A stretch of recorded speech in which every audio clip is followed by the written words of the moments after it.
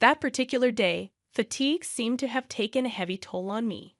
After tucking my daughter Nia into her crib, I collapsed onto my own bed and slipped into sleep almost instantly. Sometime later, I jolted awake to the sound of Nicholas crying in the dead of night. Still half asleep, I glanced at my mobile phone. 1 o'clock a.m., thankfully. I managed to snatch a brief nap earlier. Summoning what energy I had left, I dragged myself up, intending to comfort Nia in the living room. Just then, a sharp voice pierced the silence. Shut up, be quiet. Momentarily disoriented, I couldn't pinpoint the source. Perhaps it was my mother-in-law Jamie, I reckoned, yelling from her room. Yes, I'm coming to soothe her now, I mumbled, opening the living room door. To my shock, Jamie stood over the crib, glaring at Nia. Without a second thought, she struck Nia's face. What are you doing? I erupted, my voice resonating louder than ever. Jamie seemed taken aback for a fleeting moment. Why didn't you soothe her sooner? This child is so noisy, she retorted, her voice tinged with panic. Rushing to shield Nia from Jamie's aggression, I couldn't fathom the situation. Hitting a baby? It was incomprehensible. My name is Candice, a 28-year-old housewife. Once an office worker, I now focus on household chores and childcare during my maternity leave. My husband, Miles, and I moved in with Jamie, my mother-in-law, about a year ago.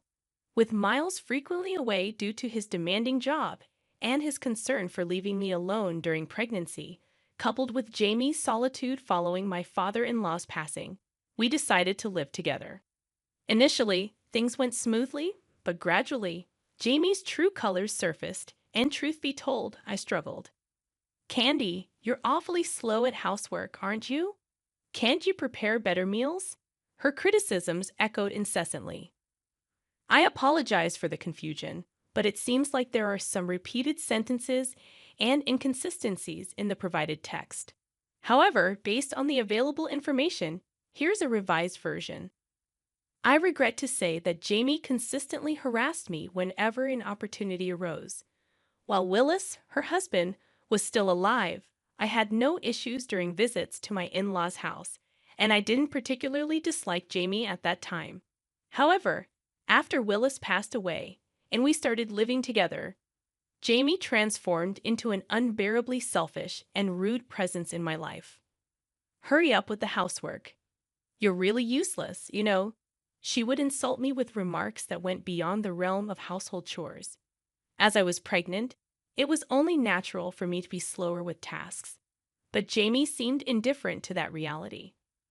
Her focus appeared to be on relentlessly harassing me, with Miles frequently away on business trips, returning home only around midnight, even when not traveling. I found myself spending most of my days with Jamie. I clung to the hope that things would change once the baby arrived. I believed that living with her grandchild would soften Jamie, despite her rough demeanor.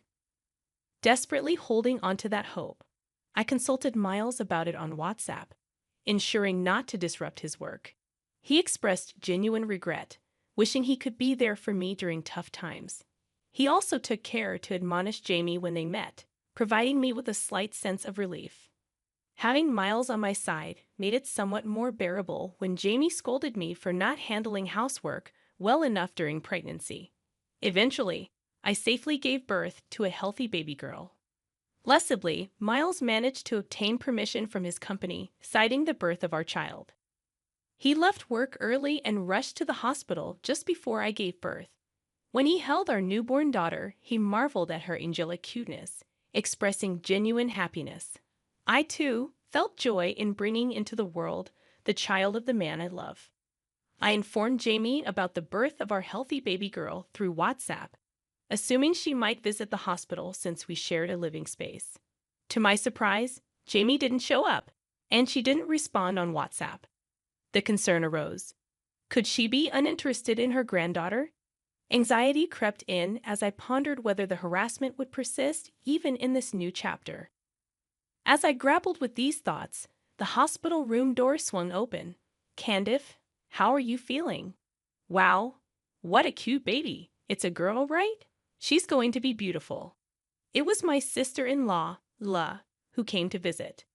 La, kind and cheerful, had always been supportive.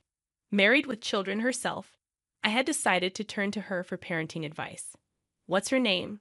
she inquired. Miles and I had chosen the name Nia. "Oh, that's a nice name. Wait, hasn't Mom come?" I explained that I had contacted Jamie, but received no response. La chuckled. "She's really a pain sometimes, isn't she? Unpredictable and lacking common sense." I agreed, appreciating La's straightforward nature. She had once encouraged me to vent to her about living with Jamie, understanding Jamie's difficult personality. La refrained from admonishing Jamie unless absolutely necessary, knowing it could backfire on me. Little did I know that life would become more challenging after Nicholas was born. Upon returning home from the hospital with Nicola, Jamie seemed to ignore the baby's existence entirely. Instead, she demanded, "Hurry up and clean." Stunned, I placed Nicola in her crib and began cleaning. Jamie, about 5 minutes later, started yelling, "Candy, come here." Perplexed, I approached, and Jamie complained about the baby's crying. "Do something about her," she insisted, referring to Nicola as that baby and treating her as a nuisance. Jamie's mistreatment continued, criticizing Nicola's cries and yelling derogatory remarks. Each time Jamie yelled, Nicola cried louder, creating an uncomfortable atmosphere. Frustrated, I implored, "Her name is Nicola. Can you please call her by her name?" "Shut up. Don't tell me what to do. You're her mother. It's your job to take care of her and make sure I'm comfortable," Jamie retorted. "Look, she's crying again." Nicola's cries had escalated due to Jamie's harsh words, creating a distressing environment for both the baby and me. After putting Nicola to bed, I had to halt my chores and attend to her soothing needs. Yet even this interruption incurred Jamie's displeasure. Upon returning to my chores after settling Nicola, Jamie exclaimed, "Ah, this is really in the way. Takes up so much space," as she kicked the crib. The crib shook, and Nicola woke up crying again. "What are you doing, Jamie? Shut up. It's your fault for insisting on putting such a big thing here," I retorted, exasperated. Yet it was Jamie who had suggested placing the bed in the living room to mitigate noise disturbances at night. "Are you complaining to me now? Stop arguing and soothe that noisy child," Jamie snapped, referring to Nicola in a derogatory manner. The situation felt untenable.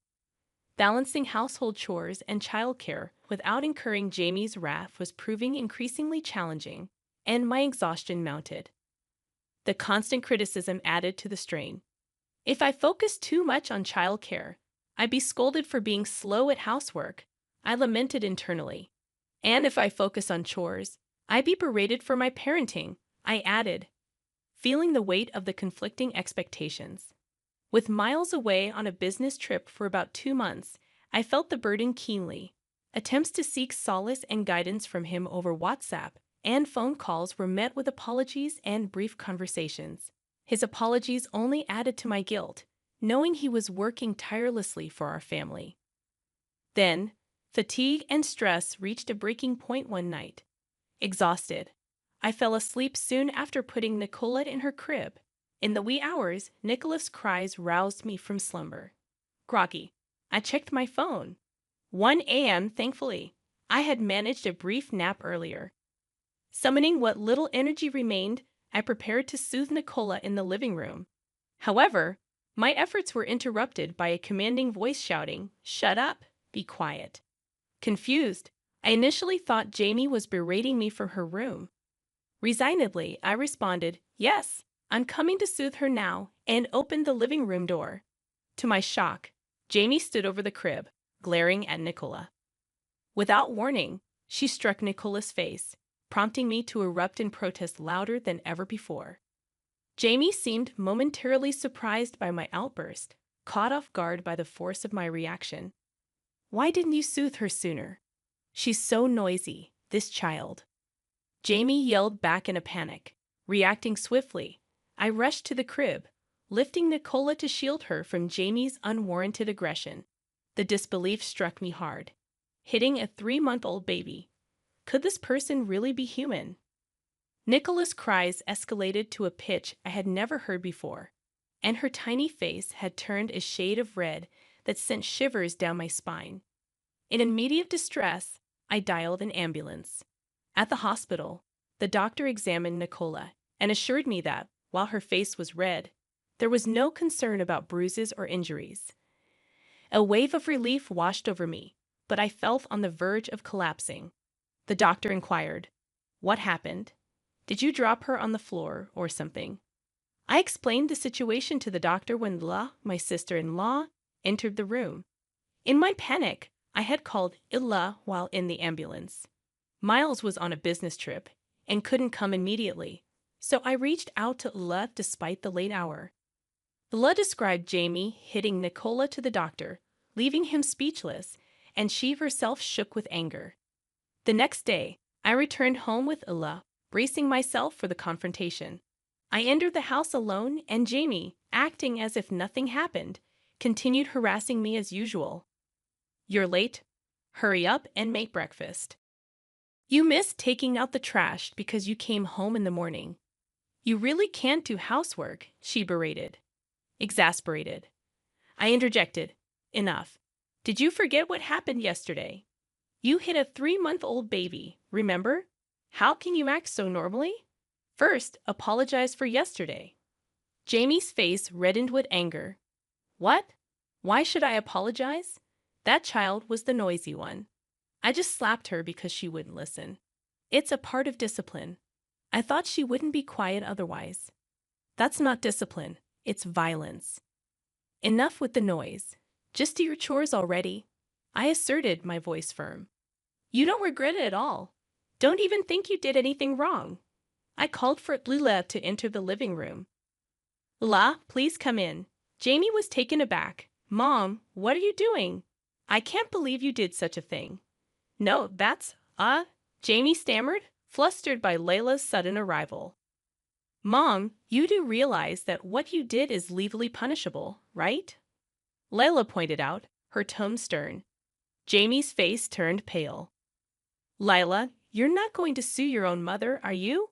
Jamie pleaded, attempting to downplay the severity of her actions. Lila corrected her. "The one who's going to sue is Candice. I'll just be her lawyer." But wait, it was just a part of her education. Who would agree that hitting a baby is education? "This is a case of assault," I asserted firmly. No matter how much Jamie tried to justify her actions, such behavior could never be excused. "I'll definitely sue you. Be prepared," I warned Jamie, determined to seek justice. At that moment, Jamie began to cry quietly. "I'm sorry, Candy. I'd always lose control when I get angry and end up regretting it later. I've always been depressed and regretful about how I treated you and Nia. I truly am sorry for what happened. Why did I raise my hand to her?" Jamie continued speaking through her tears, expressing remorse. "I'd always wanted a boy for the eldest grandson. It was also Willis's wish. Willis's wish. It might be an old-fashioned thought, but we always hoped for a boy to carry on the family line. And when a girl was born instead, I was happy about the birth of a granddaughter, but also felt like I failed to fulfill a promise to Willis. And every time I got angry, I couldn't control myself. I'm really sorry." "Jamie, please calm down. Let's talk properly first," I suggested, trying to diffuse the tension. However, Jamie persisted. "No, I've done something terrible. No amount of apologies will ever be enough." She kept apologizing repeatedly, and I felt my heart waver, almost considering forgiveness. But then Leela spoke up. "Don't take her seriously, Candy. Mom always pretends to be deeply remorseful like this when she's cornered, just to end criticism against her. She did the same when Dad found out about her affair. He forgave her because he fell for her act, but her tears dried up immediately afterward. This is probably just an act too, right? You can't fool me." Leela's astute observation made Jamie falter. "What are you saying, Lila?" I examined Jamie closely, realizing that the tears that were flowing heavily just a moment ago had already dried up. It was likely fake crying. "Jamie, I can't forgive you anymore. How twisted can you be to try to weasel out of what you've done? Wait a minute. I'm not trying to escape anything, okay? Okay, I understand, but we've already decided to take legal action, I asserted. As I spoke, Jamie's face turned red with anger. Don't joke with me. Why should I be subjected to this by a daughter-in-law like you? How insolent! Just then, the sound of the house key turning was heard. Candice, is Nicholas safe? Miles' voice echoed through the tense atmosphere. Why are you here? I was taken aback. I had only contacted him on WhatsApp. I thought Miles couldn't come since he was on a business trip. I had called him several times in the middle of the night, but then he drove straight here. Miles had been driving since 3 a.m. and arrived this morning. I didn't know Miles was coming too. Mom, cut it out. I've been hearing about your harassment from Candy, and I've been warning you every time, haven't I? And now you've gone and hit my precious Nicola. I'll never forgive you for this, Mom, Miles declared sternly. Even you're blaming me? How cruel. After I raised you and La, Jamie retorted, her voice tinged with indignation. What are you talking about? You always left us with Aunt to play around. Our memories are filled with the meals Aunt cooked, not you, Mom. Just give it up. Besides, I think the doctor already reported it yesterday. The hospital knows Mom hit her, so I think it's just a matter of time before the police come. Bella chimed in, her tone resolute. No, wait. You're okay with your mother being arrested? I'd rather not have someone who hits a 3-month-old baby around. No matter what you say, Mom, you have no one on your side now, Miles countered, his voice unwavering. Jamie finally seemed to understand her situation, her face pale and slumped. Soon, the police arrived, and Jamie was arrested. As a first-time offender, she received a suspended sentence. However, Miles and Ella cut ties with her and issued restraining orders against her. Miles moved out of the in-laws' house with me and Nicola, renting an apartment while looking for a permanent place. We stayed briefly with Lula, which was a great help. Candice, I'm really sorry for everything. I'll take parental leave if I can't get it. I'll change departments or even jobs to ensure Nicholas's safety, Miles promised earnestly. His dedication filled me with hope. His company had some issues with the working environment, and he couldn't get parental leave, so he resigned and found another job. Now he comes home on time, helps with Nicola and the housework. We live in a high-rise near Liz family, often gathering for meals or enjoying barbecues. I don't know what's become of Jamie, but I heard from neighbors that after her arrest, she's become completely isolated and doesn't go out anymore. Prideful Jamie probably can't bear being known as someone who did such terrible things. Well, it doesn't matter to me anymore. She doesn't know where we moved, so there's no chance of meeting her unexpectedly. I plan to live happily, supporting each other as a family with Miles, Nicola, and Lila's family.